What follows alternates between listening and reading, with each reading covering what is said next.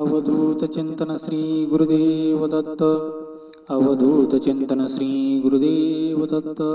अवधूत चिंतन श्री गुरुदेव दत्त. नमो दत्त नमो दत्त नमो दत्त. दत्तदेसी हो. दत्तगुज वाहिनी यूट्यूब चॅनलच्या माध्यमातून संपूर्ण महाराष्ट्रामध्ये जो काही महत्त्वाचा ग्रंथ आपण श्रवण करताय, जो मूळ ग्रंथ आहे नवनाथ भक्तिसाराचा, ज्या ग्रंथाच्या आधारे नवनाथ भक्तिसार मालुकवींनी रचलं, तर तो ग्रंथ म्हणजे गोरक्ष किमयागारी नावाचा ग्रंथ. आणि हा ग्रंथ मूळतः बंगाली भाषेमध्ये, परंतु कुठल्या तरी अज्ञात कवीने, कदाचित ते मालुकवीच असावेत, ज्यांनी अगोदर संक्षिप्त लिहिला आणि नंतर विस्ताराने लिहिला आपल्या मराठी भाषेमध्ये, तर तो गोरक्ष किमयागारी नावाचा ग्रंथ आज अनेक दिवसांपासून अनेक असे भाग, माझी प्रवचनं तुम्ही सर्वांनी श्रवण केलेली आहेत. मध्यंतरी काही घरगुती अपरिहार्य कारणास्तव गोरक्ष किमयागारी आम्ही साजरी नाही करू शकलो, सादर नाही करू शकलो, त्याबद्दल दिलगिरी व्यक्त करतो. परंतु काही काही दत्तदेसी आमचे असे आहेत, खरोखरच ते दत्त ध्यासी आहेत, ज्यांना दत्तप्रभूंचा ध्यास आहे, दत्त चरित्रामध्ये त्यांना रस वाटतो. आणि त्यांच्यामुळे कधी कधी आम्हाला थोडंसं वेगळं वाटतं की आम्ही त्यांच्यासाठी म्हणावं असं योगदान नाही देऊ शकत. परंतु असो, गेल्या 1.5 महिन्यापासून जवळपास गोरक्ष किमयागारी बंद जरी असली तरीही अनेक दत्तदेसींनी सिंहावलोकन केलं, अनेक व्हिडिओ दत्तगुज वाहिनीचे पाहिलेत. परंतु तरीही काहीतरी नवीन जर असेल, काही नित्य नूतन जर आपल्याला मिळत असेल तर ऐकायला थोडा आनंद वाटतो. आणि म्हणून पुढे नेमकं काय झालं याची एक उत्सुकता प्रत्येक दत्तदेसीला ही लागलेली असते. आणि म्हणून एक आमचे दत्तदेसी आहेत, ते नेहमी मला कमेंट करायचे की पुढचा भाग कधी येणार, पुढचा भाग कधी येणार. आणि मग असं करता करता 1.5 महिना निघून गेला, त्यांच्या कमेंट काय बंद नाही झाल्या. अशी दर्दी, ज्याला आपण म्हणतो गर्दीपेक्षा दर्दी असणारे दत्तदेसी दत्तगुज वाहिनीवरती आहेत. आणि म्हणून सहसा मी बाहेर कुठं जात नाही. बरेच जण मला असं म्हणतात देखील की इकडे या तिकडे या, परंतु बाहेर जाण्यापेक्षा प्रपंच परमार्थ दोन्ही एके ठिकाणी राहून ठाईचे बसून करायचे चित्त आवडी अनंत आळवावा, जे आपण म्हणतो, तर त्या पद्धतीने या ठिकाणी करणं मला उचित वाटतं. आणि म्हणून अगदी माझ्या घरातच एक स्टुडिओ सारखं बनवून इथेच मी रेकॉर्डिंग वगैरे करत असतो. असो, मला 1.5 महिन्यापासून गोरक्ष किमयागारी नाही करता आला. माझ्या मनात इच्छा होती, तुम्हालाही ऐकावंसं वाटत होतं, परंतु सर्वांनी जो भरभरून प्रतिसाद दिला, जी उत्सुकता दर्शवली, गोरक्ष किमयागारीवरती जे प्रेम दाखवलं, त्याबद्दल सर्व दत्तदेसींना मी सप्रेम नमोदत्त करेल. आणि आपली जी काही कथा आहे तर त्या कथेला आज मी चालू करेल, सुरू करेल, प्रारंभ करेल. अवधूत चिंतन श्री गुरुदेव दत्त. अलख निरंजन आदेश. दत्तदेसी हो, आजपर्यंत जी आपण कथा ऐकली, तर ती कथा म्हणजे गोरक्षनाथ महाराज मीननाथ आणि मच्छिंद्रनाथांना त्या श्रीराज्यामधून कसं बसं काढतायत. आणि अनेक तीर्थांची भ्रमंती करत करत ते ह्याला पट्टण वगैरे अशी शहरं जी आहेत त्या काळची, गोपीचंद राजांची नगरी, तर ते सर्व काही पाहत आता अनेक तीर्थांचं भ्रमण करत करत अगदी मग ते जगन्नाथपुरी असेल, जगन्नाथ महाराजांचं, तिथून ते गोदावरी नदीच्या तीराने आपल्या महाराष्ट्रामध्ये प्रवेश करताना दिसतात. आणि ते आता येऊन पोहोचलेत ज्याला आताच्या काळामध्ये आपण मायंबा म्हणतो, ज्या ठिकाणी मच्छिंद्रनाथांचं समाधी स्थान आहे. मुळात हे नाथ अजूनही गेलेले नाही, समाधी म्हणणं उचित होणार नाही, परंतु सूक्ष्म रूपाने का होईना त्यांचं कार्य आजही चालू आहे. असो, मायंबा असेल किंवा मढी असेल, आमच्या गावापासून 30-35 किलोमीटरवरती येवलवाडी आहे, जिथं जालिंदरनाथ महाराजांचं समाधी स्थान आहे, त्याला गर्भात्री असं शास्त्रामध्ये ज्याचं वर्णन आहे. काय मालुकवींनी वर्णन केलंय विस्ताराने. वृक्ष किमयागिरी संक्षिप्त ग्रंथ आहे, सूत्रबद्ध आहे, परंतु याचा जर विस्तार जर पाहायचा असेल तर आम्हाला नवनाथ भक्तिसार वाचावं लागेल. एवढं सुंदर वर्णन या गर्भात्री पर्वताचं केलेलं आहे.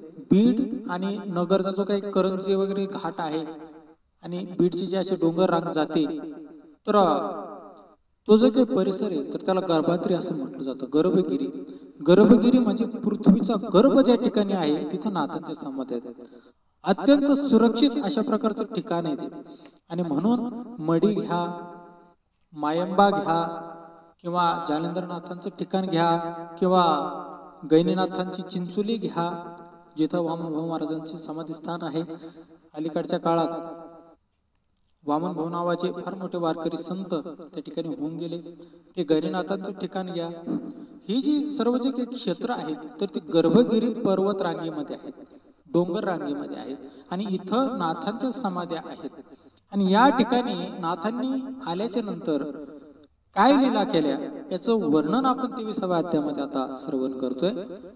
फार गोड ग्रंथ आहे, फार छान ग्रंथ आहे. तिथे हो मालकवी नवनाथ भक्तिसारामध्ये वर्णन करतायत. श्री राज्यामधून मच्छिंद्रनाथांनी एक वीट आणली होती. आता आमची जी डोंगर आहेत ना, मायंबाला तुम्ही गेला असाल किंवा मढीला तुम्ही गेला असाल, तुम्हाला कळेल ते. आता एवढी हिरवळ, एवढं डोंगरामध्ये त्या गर्द झाडी राहिली नाही. तरीही मायंबाच्या डोंगरावर भरपूर अशी झाडे अजूनही आहे, अजूनही आहे. अजून माणसं कुठेही इतरत्र भ्रमण करू शकत नाहीत. इकडं तिकडं जर कुठे गेला तर हिंस्र श्वापद आहेत, प्राणी आहेत, आणि त्यामुळे भीती आहे.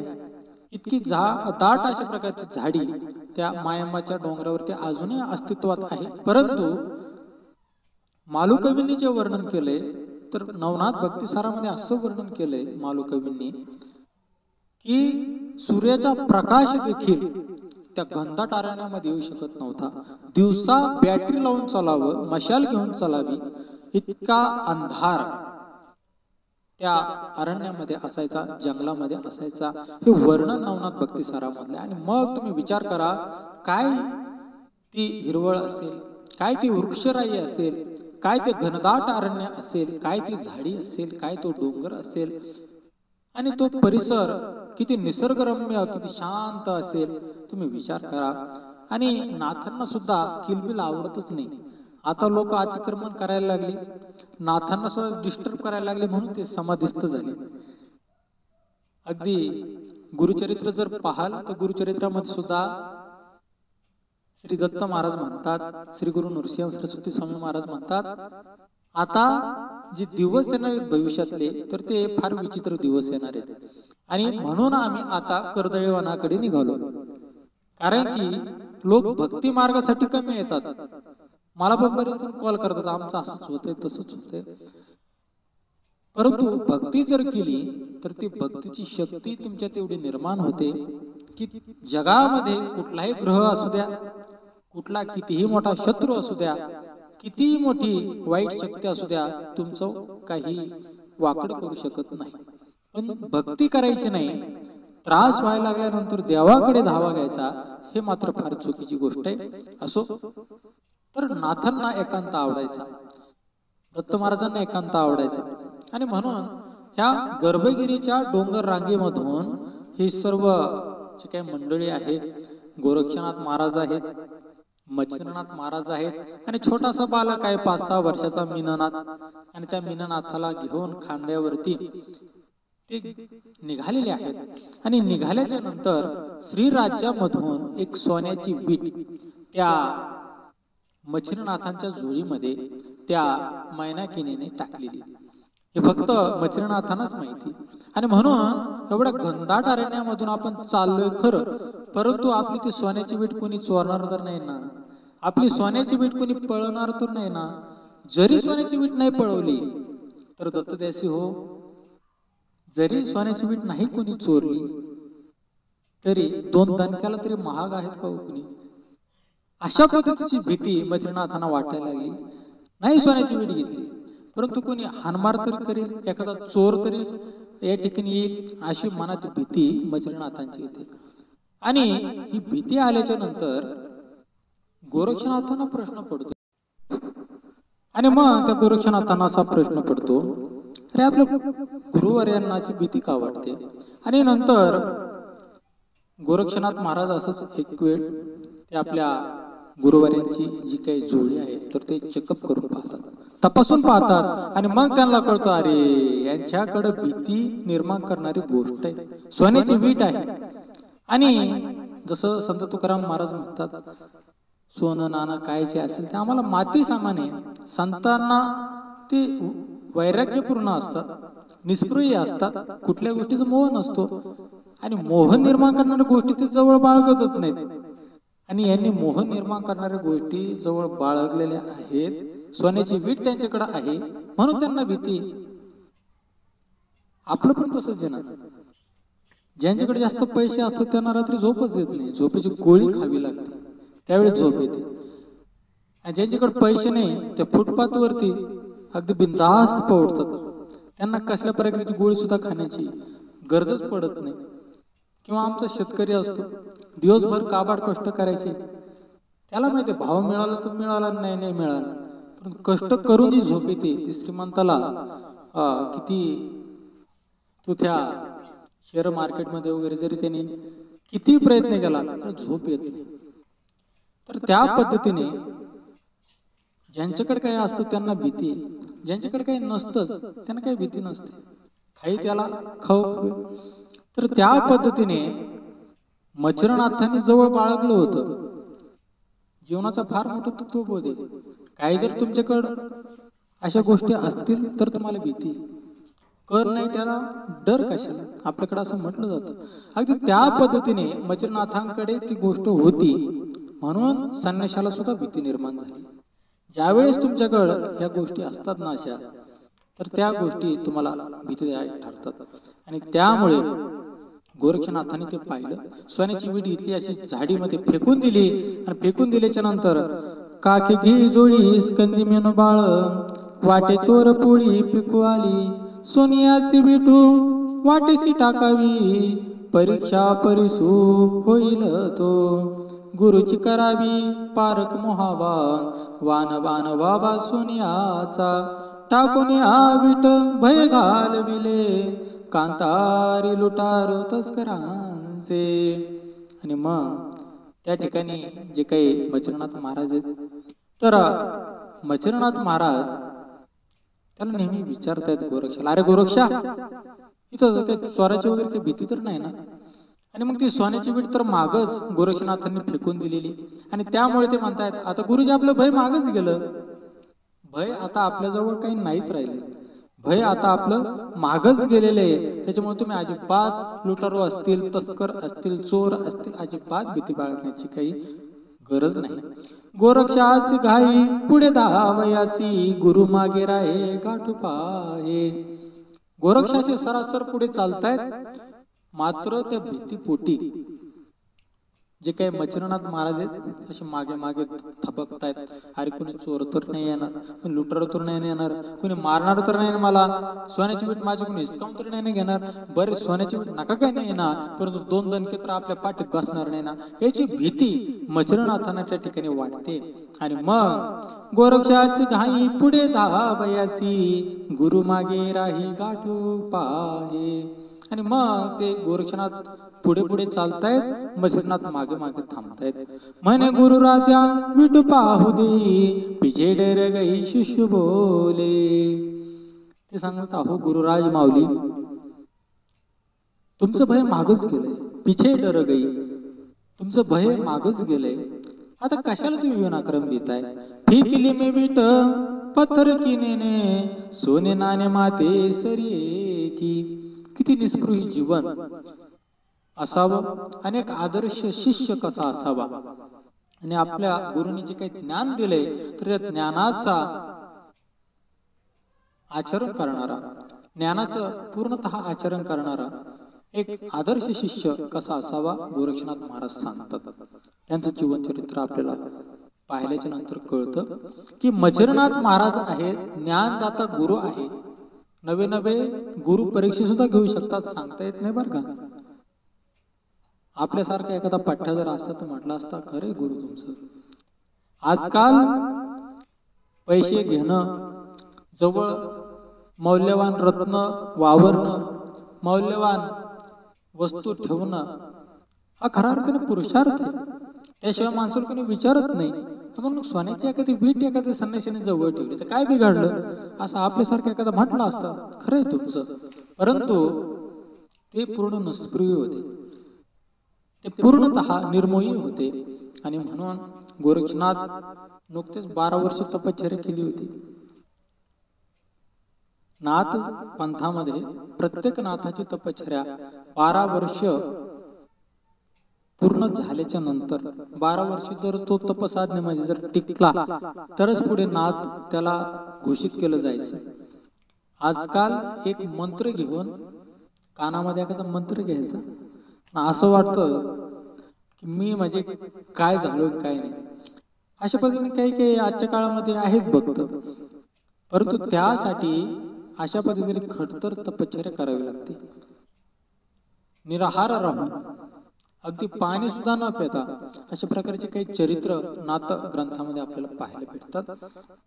त्यावेळेस ते नाथ होतात. आणि म्हणून भगवा अंगावर घालायचं, रुद्राक्षाच्या माळा घालायच्या आणि कपाळी भस्म ओढायचा म्हणजे नाथ होत नाही बाबा. म्हणून गोरक्षनाथांची तपश्चर्या 12 वर्ष पूर्ण झाली होती. अगदी तावून सुलाखून ज्याला आपण म्हणतो त्या पद्धतीने नाथ तपश्चर्येमध्ये अगदी जसं कोहिनूर हिरेला आपण पैलू पाडतो तसं नाथपंथामध्ये जे काही मच्छरनाथ महाराज आहेत, जालिंदरनाथ महाराज आहेत, यांची जे काही शिष्य मंडळी झाली तर पैलू पाडून घेतले. अगदी सोन्याला सुद्धा अग्निसंस्कार आणि त्या अग्निसंस्कारामधून जावं लागतं. त्यावेळेस ते सोनं असं झळाळतं.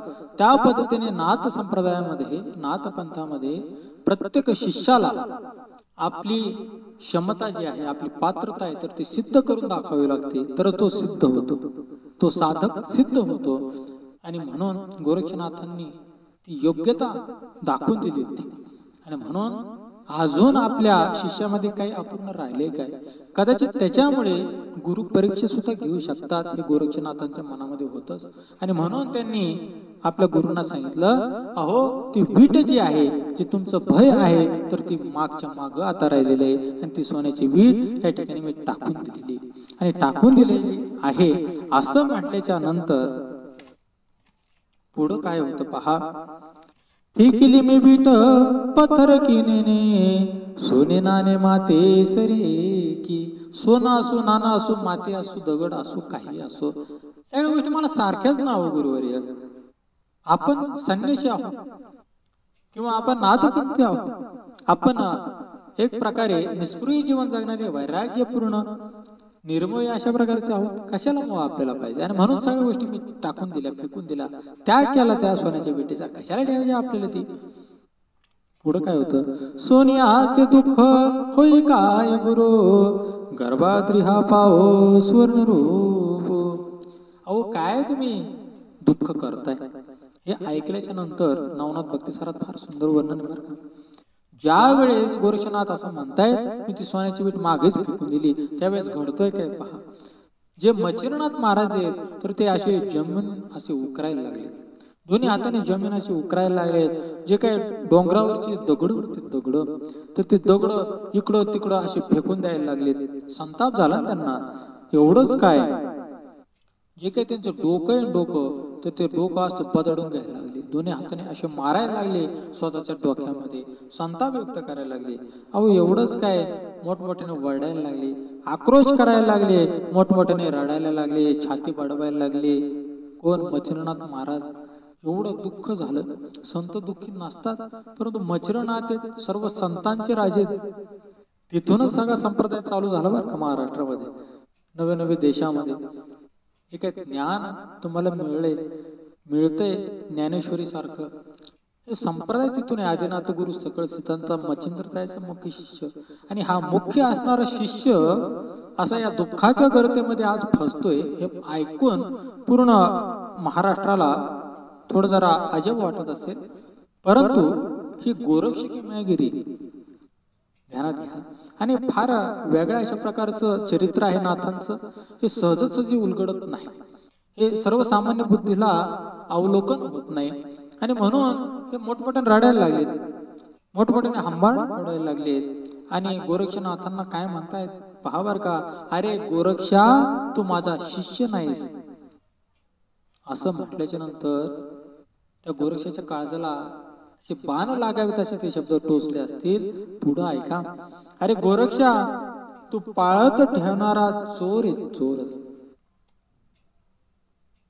काय पाळत ठेवणारा चोर आहेस. आईसारखं प्रेम करणारा गुरु ज्यावेळेस असे शब्द एका प्रिय शिष्याला वापरतो, त्यावेळेस त्या गोरक्षनाथासारख्या शिष्यावरती काय बेतत असेल, काय त्या मनाच्या भावना असतील, शब्दात व्यक्त नाही करू शकत महाराज. आणि म्हणून या गैरसमजामधून अनाळपणे मच्छरनाथ तर ते बोलत होते. नेमकं काय झालं, कशामुळे झालं. आणि सगळं ऐकल्याच्या नंतर गोरक्षनाथ महाराज भीतायत, गंभीर होत आहेत. अरे आपला गुरु कधी आपल्याला एक शब्द सुद्धा आजपर्यंत वाकडा बोलला नाही. अगदी समजदार पद्धतीने, शांत पद्धतीने सर्व काही ज्ञान आपल्याला प्रतिपादन केलं, सांगितलं. मावाळकीने जवळ घेऊन प्रत्येक गोष्ट समजवणारा गुरु आज अत्यंत उग्र अशा स्वरूपामध्ये आम्हाला पाहायला मिळतोय. नको नको ते बोलणे काळजाला टोचतील. एक वेळेस बाण जर मारला राजाला तर जमतो महाराज, परंतु एका गुरुने, एका आईने आपल्या लेकराला म्हणा किंवा शिष्याला म्हणा, एखादा गंभीर प्रकारचा आरोप ज्याच्यातून व्यक्त होईल असा एखादा शब्द जर मारला तर तो फार भयानक दुःख देऊन जातो. आणि ती वेळ आज गोरक्षनाथांवरती आलेली आहे. आणि म्हणून त्या ठिकाणी गोरक्षनाथ महाराज भीत आहेत, गंभीर होत आहेत. आपल्या गुरुवाऱ्यांचा हा राग, संताप पाहून, हे शब्द पाहून, आणि मग ते मच्छिंद्रांचा हात पकडतायत. काय करतायत, आपल्या गुरुवाऱ्यांचा हात पकडतायत आणि उंच अशा पर्वतावरती ते घेऊन जात आहेत, ज्याला आपण गर्भगिरी म्हणतो ना, मायंबा. तर त्या उंच डोंगरावरती, अगदी माथ्यावरती त्या डोंगराच्या मच्छिंद्रनाथांना घेऊन जात आहेत. आणि घेऊन गेल्याच्या नंतर ते मीननाथ असतील, मच्छिंद्रनाथ महाराज असतील, गोरक्षनाथ असतील, हे तिघे जण त्या पर्वतावरती चढतायत. आणि त्या पर्वतावरती चढल्याच्या नंतर तिचे काही गोरक्षनाथ महाराज आहेत, तर ते म्हणतात, अहो गुरुवर्य, अहो आपण सिद्ध आहोत, जगामध्ये आपल्याला काय कमीत, आपण नाथ हो, नाथ न अथ, आतापर्यंत काहीच नव्हतं, ते सगळं आपल्याकडे, ते सगळं आपल्याकडे. आतापर्यंत जे कोणीच काहीच करू शकलं नाही ते आपण सिद्ध करू शकतो. असे आपण न अथ, अथ म्हणजे सुरुवात, आतापर्यंत या गोष्टींची सुरुवात कोणीच केली नाही. ते विज्ञान आपल्याकडे, अध्यात्मातलं ते नाथ आपण आहेत. आणि तुम्ही या सोन्याच्या शुल्लक विटेसाठी रडताय, आपण नाथ काही करू शकतो. हे ऐकल्याच्या नंतर मच्छिंद्रनाथ सुद्धा पाहतच राहिले. काय करतोय आता गोरक्षनाथ, ऐका तुम्ही. सिद्धी योग नावाचा जो काही मंत्र आहे, तर तो मंत्र त्यांनी जपलाय. मंत्र म्हणतायत आणि लघुशंका करतायत. आणि महाराज चमत्कार असा झाला, मंत्र जपामुळे, गुरुने दिलेला मंत्र आहे बरं, गुरुच्या मंत्रामध्ये सामर्थ्य असतं. मच्छिंद्रनाथांनी दिलेला मंत्र आहे, शाबरी विद्या आहे, सर्व काही जे काही वैभव आहे नाथ मंत्रांचं, तर ते सर्व मच्छिंद्रनाथांनी दिले. गुरुचा मंत्र, मेरी भक्ती गुरु की शक्ती. नाथ पंथामध्ये फक्त भक्ती लागते गुरूंवरती, शक्ती आपोआप निर्माण होते, कारण की गुरूंचा आशीर्वाद असतो. आणि म्हणून सिद्धी मंत्र त्या ठिकाणी त्यांनी म्हटलेला आहे. आणि लघुशंका केली तर महाराज, जो गर्भगिरी पर्वत आहे ना, मायंबा मढी, जे काही तुम्हाला डोंगर रांग जी दिसते ना, सोन्याची करून टाकली, सोन्याची. हे गोरक्षनाथांचं वैभव आहे, हे सिद्धी सामर्थ्य आहे, नाथ सामर्थ्य आहे. आणि असं केल्याच्या नंतर गोरक्षनाथ महाराज म्हणतात, अहो गुरुवर्य, घ्या काय घ्यायचं तुम्हाला, सोनं घ्या. संपूर्ण डोंगर सोन्याचं करून टाकलं, घ्या तुम्हाला किती सोनं लागतं. एका सोन्याच्या विटेसाठी तुम्ही रडत होते, अहो पण हा एवढा मोठा शिष्य गोरक्षनाथासारखा शिष्य तुमचा असताना तुम्ही विनाकारण क्षुल्लक नश्वर जी गोष्ट आहे त्याचा तुम्ही मोह करत होतात. किती लागतं सोनं तुम्हाला? संपूर्ण डोंगर सोन्याचा करून टाकला गोरक्षनाथांनी. ही नाथ सिद्धी आहे, हे नाथ सामर्थ्य आहे. म्हणून नाथ काय देऊ शकत नाही? अरे आपल्या गुरुसाठी ते सोन्याचा डोंगर देऊ शकतात, तर तुमच्या आमच्यासारख्या सर्वसामान्य भक्तांसाठी नाथ काय देऊ शकत नाही महाराज. आणि म्हणून अशा प्रकारचा हा प्रसंग गर्भाद्री मायंबा ज्याला आपण म्हणतो, सावरगाव, पाथर्डी तालुका, अहमदनगर जिल्हा, आणि त्या डोंगर रांगेवरती हा संपूर्ण कथाभाग घडतोय. आणि त्या ठिकाणी अशा प्रकारचं हे नाथ सामर्थ्य संपूर्ण डोंगर सोन्याचा केला गोरक्षनाथांनी, हे आम्हाला पाहायला भेटतं. पुढे नेमकं काय झालं आपण श्रवण करूया.